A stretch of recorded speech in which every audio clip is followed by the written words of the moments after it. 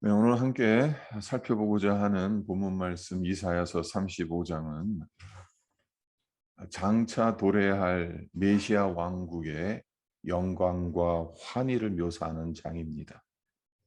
앞장인 34장과 비교해서 읽어보면 그 영광, 그 환희가 얼마나 극적인가를 볼 수 있게 됩니다. 그래서 34장을 눈으로 대충 읽어보면 이제 에돔에 대한 심판의 말씀이 나옵니다. 에돔 어떤 민족이죠? 야곱의 형 에서를 조상으로 둔 이스라엘과는 형제뻘 되는 민족입니다. 형제뻘이라 할 수 있는 민족이니까 서로 도우면서 오손도손 평화롭게 살면 얼마나 좋겠습니까? 하지만 에돔 민족은 틈만 나면 수시로 이스라엘을 괴롭혔습니다. 예루살렘이 바벨론에게 멸망당했을 때엔 바벨론을 도와서 예루살렘을 약탈하고 파괴했습니다. 형제 민족이나 다름없는 이 에돔 족속이 바벨론 편에 서서 예루살렘을 약탈하고 파괴. 그러니까 하나님께서 다른 민족은 몰라도 에돔만큼은 철저하게 심판하시겠다라는 말씀. 그것이 이제 34장의 내용이죠. 그래서 대표적으로 5절을 보시면 여호와의 칼이 하늘에서 족하게 마셨은즉 보라 이것이 에돔 위에 내리며 진멸하시기로 한 백성 위에 내려 그를 심판할 것이라. 그러니까 여호와의 칼이 에돔 위에 내려서 그들을 진멸시키시겠다라는 심판의 말씀을 하십니다. 그리고 9절 10절도 보십시오. 에돔의 시내들은 변하여 역청이 되고 그 티끌은 유황이 되고 그 땅은 불붙는 역청이 되며 낮에나 밤에나 꺼지지 아니하고 그 연기가 끊임없이 타오를 것이며 세세에 황무하여 그리로 지나갈 자가 영영이 없겠고. 완전하게 그 땅을 초토화시키시겠다는 거예요. 세세에 황무케 하시겠다. 그래서 그 그리로 지나갈 자가 영영이 없을 것이다. 34장 특별히 에돔 족속에 관한 심판의 말씀으로 넘쳐나는 것. 하지만 35장에 와선 분위기가 완전히 반전됩니다. 하나님의 말씀이 달라집니다.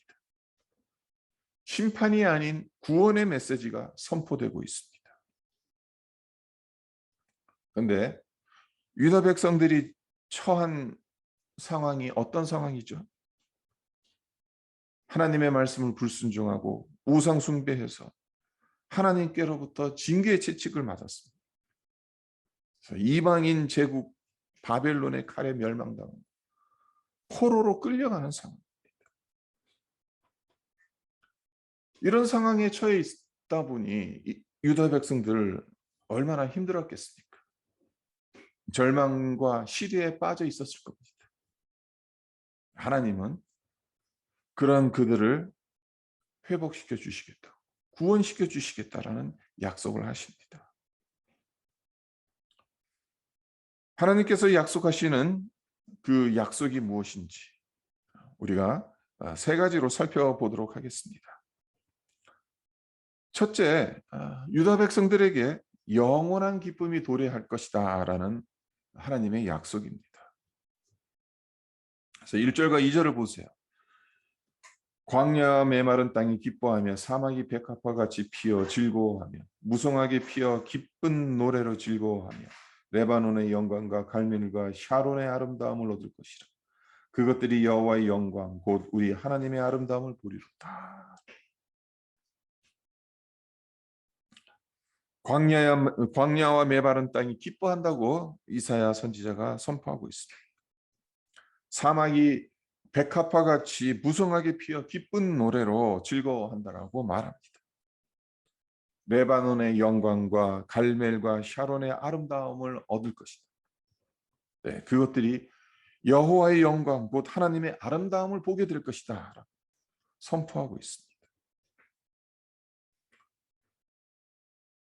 여기서 우리가 두 가지 대비되는 것을 보죠. 광야 메마른 땅 사막, 그리고 레바논 갈멜 샤론. 완전히 대비되는 장소입니다. 광야 메마른 땅 사막은 1차적으로는 나라 이름, 그리고 바벨론의 포로로 끌려가는 유다 백성들의 처지를 상징하고 있습니다. 그리고 궁극적으로는 죄의 포로로 살아가는 이 땅의 모든 인간들을 가리킨다라고 볼 수 있습니다. 하나님을 떠난 인간의 마음, 하나님의 저주를 받은 인생의 비참함은 이와 같다라는 거죠. 메마른 땅, 광야 같다라는 겁니다. 하나님 없는 인생은 기쁨이 없죠. 소망이 없습니다. 생명이 없습니다. 이와 반면에 레바논, 갈멜, 샤론은 어떤 곳입니까? 레바논은 팔레스타인 북쪽에 있는 산지입니다. 그곳에 백향목들이 아주 아름다리 아주 높게 솟구쳐 오릅니다. 레바논에서 흘러나오는, 산에서 흘러나오는 그 물이 요단 강가로 흘러내려오죠. 그래서 풍성함을 상징해요. 아름다움을 상징하는 장소입니다. 갈멜은 어떤 지역인가 하면 사마리아 근방에서 토지가 가장 비옥한 지역입니다. 한마디로 풍요를 상징하는 곳이죠. 샤론은 어떤 곳입니까? 지중해를 따라 펼쳐진 아름답고 비옥한 평원 지역입니다. 그래서 팔레스타인의 꽃동산이라고 불리는 곳이에요. 결국 메마른 땅, 광야도 같은 그 땅이 레바논의 영광, 갈멜과 샤론의 아름다움을 얻을 것이다라는 이 말씀. 의미하는 바가 무엇인지. 절망 가운데 있는 유다 백성들에게 하나님의 영광을 회복하게 될 것이다 라는 선포인 동시에 주님께서 이 땅에 오심으로 말미암아 우리의 심령이 그와 같은 풍성함과 영광을 경험하게 될 것을 예표하고 있다는 거죠.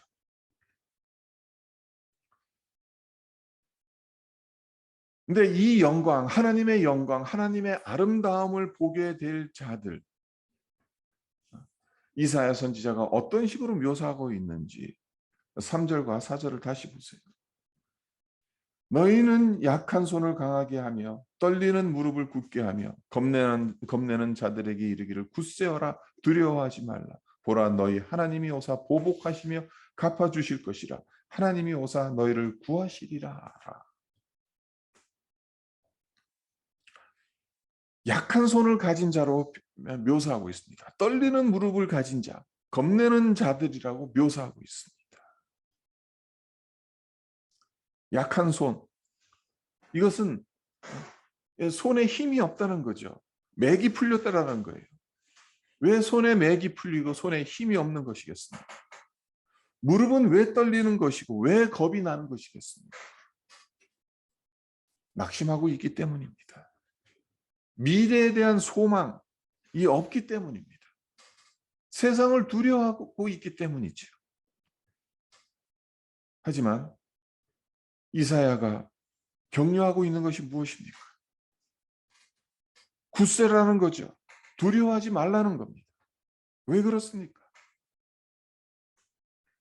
이제껏 약한 손과 떨리는 무릎을 가진 겁내는 자들이 굳셀 수 있고 두려워하지 않을 수 있는 이유, 갑작스럽게 그들에게 문제 해결 능력이 생겨서가 아니라 이사야는 하나님이 오시기 때문이라고 분명하게 선포하고 있습니다.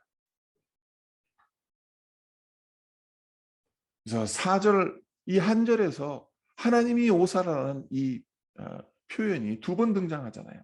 너희 하나님이 오사 보복하시고 또 하나님이 오사 너희를 구하시리라.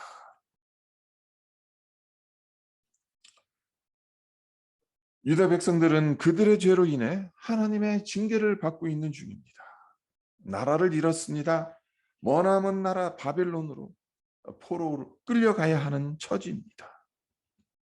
그들 스스로의 힘으로는 이 상황을 타개할 수가 없습니다.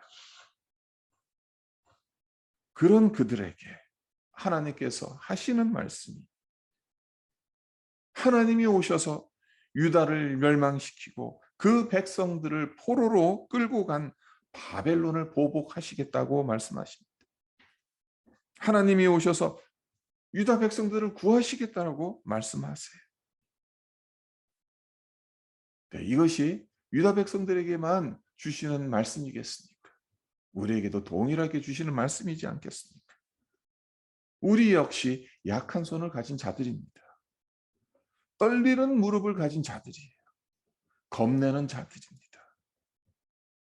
하지만 주님 오심으로 우리의 심령과 삶이 기뻐하고 즐거워할 수 있게 되었습니다. 주님 오심으로 하나님의 영광과 아름다움을 볼 수 있게 되었습니다. 주님 오심으로 굳셀 수 있게 되고 두려워하지 않을 수 있게 되었다는 겁니다. 그렇기 때문에 우리를 힘들게 하고 우리 심령을 메마르게 하려고 하는 것들이 사방에서 진을 치고 있고 공격해 온다 하더라도 주님께서 우리에게 오셨음을 잊지 말고 임마누엘의 주님으로 인해 우리가 기쁨을 누릴 수 있다는 것, 우리의 마음에 새겼으면 합니다.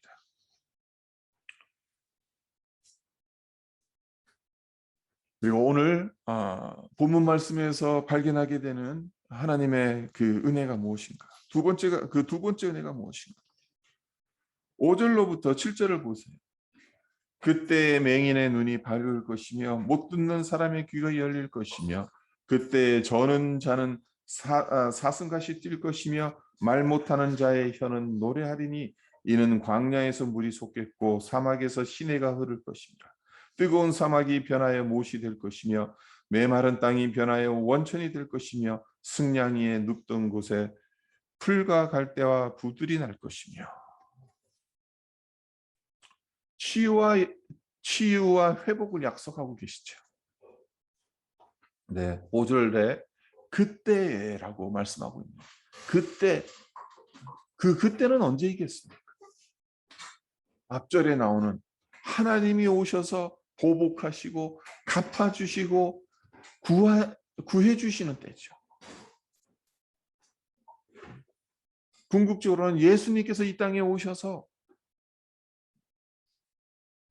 우리의 원수 마귀를 보복하시고 우리를 죄 가운데서 구해주시는 그때라는 것을 말합니다.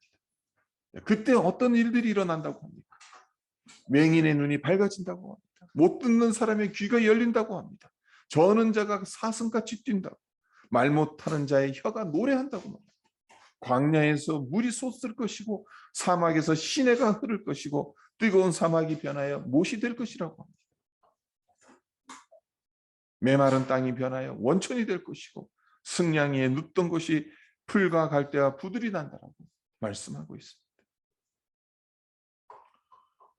이 모든 것들 한마디로 요약하면 어떤 말이 되겠습니까? 병들었던 것들 치유된다는 거죠. 죽음의 장소가 생명의 장소로 회복된다는 거죠. 그리고 이 예언은 예수님께서 이 땅에 오심으로 실제적으로 성취되지 않았습니까? 세례 요한이 그 제자 중 둘을 불러 예수님께 보냈습니다. 그리고 예수님께 이 질문을 하라고 했습니다. 오실 메시아가 당신이십니까? 아니면 우리가 다른 일을 기다려야 하겠습니까? 예수님께서 어떤 대답을 하셨습니까? 누가복음 7장 22절에 예수님께서 이렇게 대답하셨습니다. 너희가 가서 보고 들은 것을 요한에게 알리되 맹인이 보며 못 걷는 사람이 걸으며 나병 환자가 깨끗함을 받으며 귀 먹은 사람이 들으며 죽은 자가 살아나며 가난한 자에게 복음이 전파된다 하라. 우리는 너무나도 잘 알고 있습니다. 예수님께서 3년 공생의 사역을 하시면서 얼마나 많은 맹인들, 얼마나 많은 못 걷는 자들, 나병 환자들, 귀먹은 사람들을 고치셨는지, 죽은 자들을 살리셨는지, 가난한 자들에게 하나님 나라의 복음을 전하셨는지를 우리는 잘 알고 있죠. 그리고 이보다 더 중요한 것은 예수님께서 육신의 질병, 육신의 질고만 고쳐주시지 않았다라는 점입니다. 사망의 권세를 깨뜨리셨습니다. 죄의 속박에서 구원해 주셨습니다.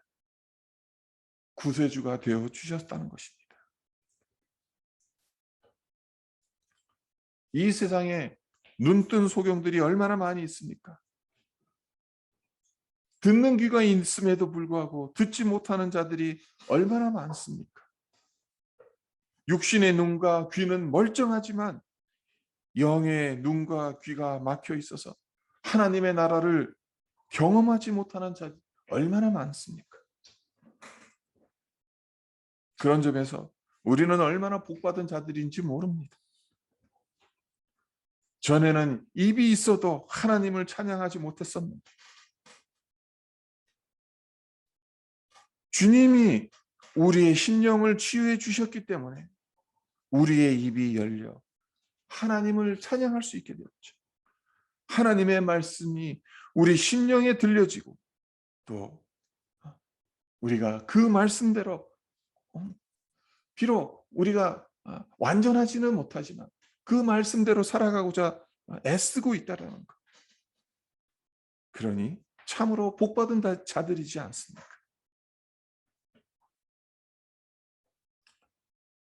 하나님께서 오심으로 치유와 회복을 약속하신다는 것이죠. 그리고 이제 마지막으로 오늘 본문 말씀에서 하나님께서 약속하시는 것이 무엇인가? 8절로 10절입니다. 거기에 대로가 있어 그 길을 거룩한 길이라 일컫는 바 되리니 깨끗하지 못한 자는 지나가지 못하겠고 오직 구속함을 입은 자들을 위하여 있게 될 것이라. 우매한 행위는 그 길로 다니지 못할 것이며 거기에는 사자가 없고 사나운 짐승이 거리로 올라가지 아니하므로 그것을 만나지 못하겠고 오직 구속함을 받은 자만 그리로 행할 것이며 여호와의 속량함을 받은 자들이 돌아오되 노래하며 시온에 이르러 그들의 머리 위에 영영한 희락을 띠고 기쁨과 즐거움을 얻으리니 슬픔과 탄식이 사라지리로다. 하나님께서 어떤 약속을 하고 계십니까? 본향으로 돌아오게 된다는 약속을 하고 계시죠. 본향, 예루살렘, 시온성으로 돌아오는 거룩한 길, 오직 구속함을 입은 자들만 다닐 수 있는 길,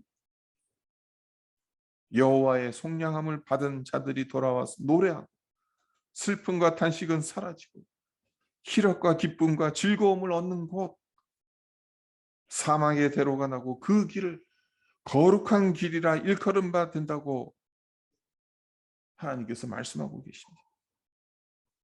왜 그 길이 거룩한 길이겠습니까? 10절을 다시 보면 시온 곧 예루살렘에 이르는 길이고 하나님의 성전에 이르는 길이기 때문에 그렇습니다. 다른 말로 표현하자면 하나님의 임재, 하나님의 영광에 이르는 길이기 때문에 그렇죠. 그리고 하나님의 구속함을 입은 자들, 그 자들이 다시 그 길로 갈 수 있다라고 말씀을 하고 있습니다.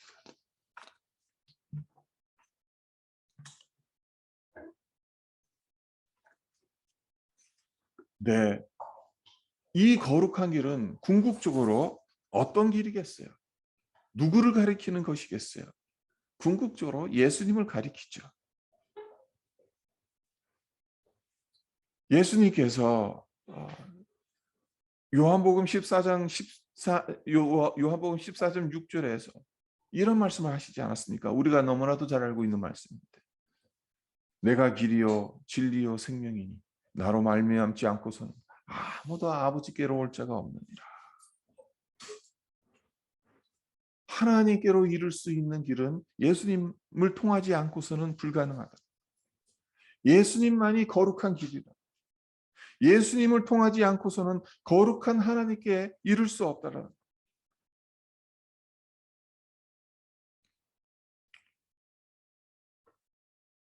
사막과도 같은 인생에 구원의 대로를 내시고 그의 피로 구속함을 받은 자들이 돌아와 구원의 노래를 부르며 기쁨과 즐거움을 얻게 하신 그 거룩한 길.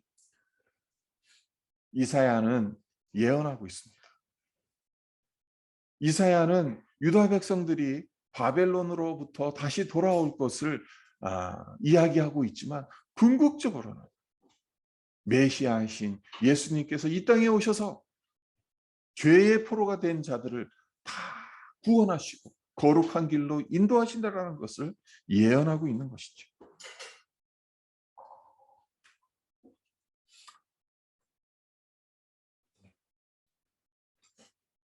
네, 오늘 이 이사야의 예언에 따르면 예수님께서 이 땅에 오심으로 우리의 영혼만 구원을 받은 것이겠습니까? 우리의 영혼만 구원받은 것에서 머무른 것이겠습니까? 그렇지 않습니다. 이 땅 역시, 이 땅의 모든 피조물들 역시 회복되어지는 역사가 있을 것이다. 우주 만물 역시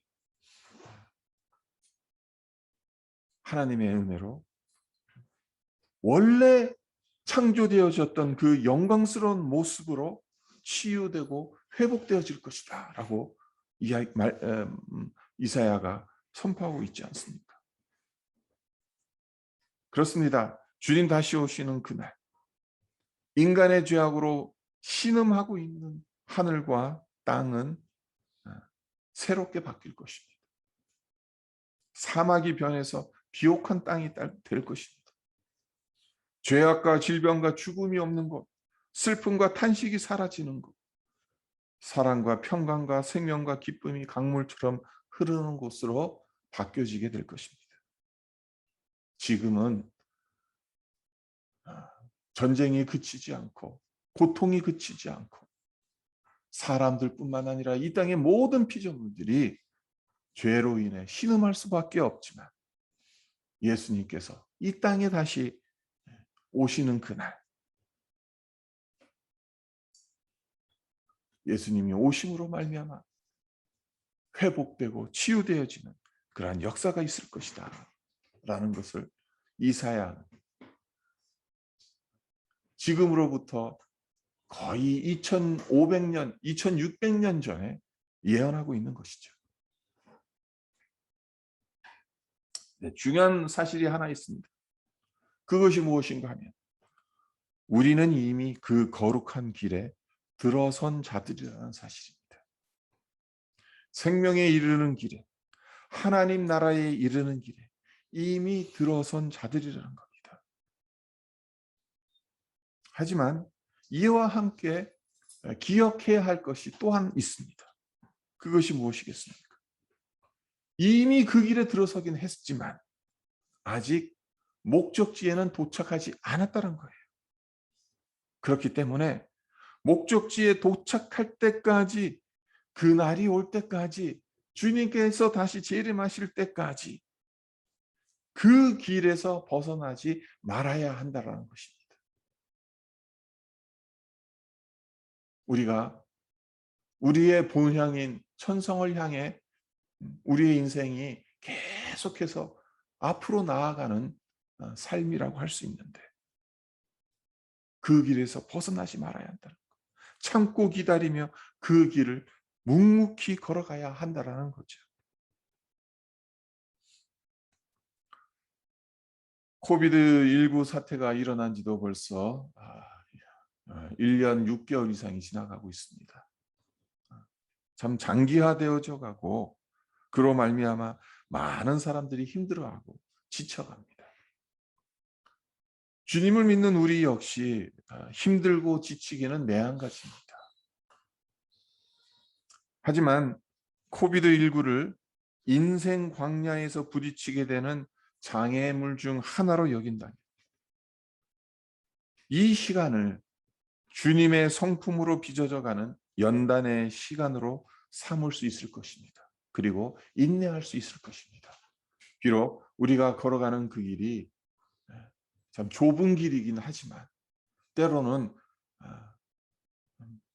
우리 앞에 수많은 어려움이 놓여지고 시련이 놓여지고 그럴 수 있겠지만 우리가 인내하면서 이 시간들을 통과할 수 있을 것입니다. 바라기는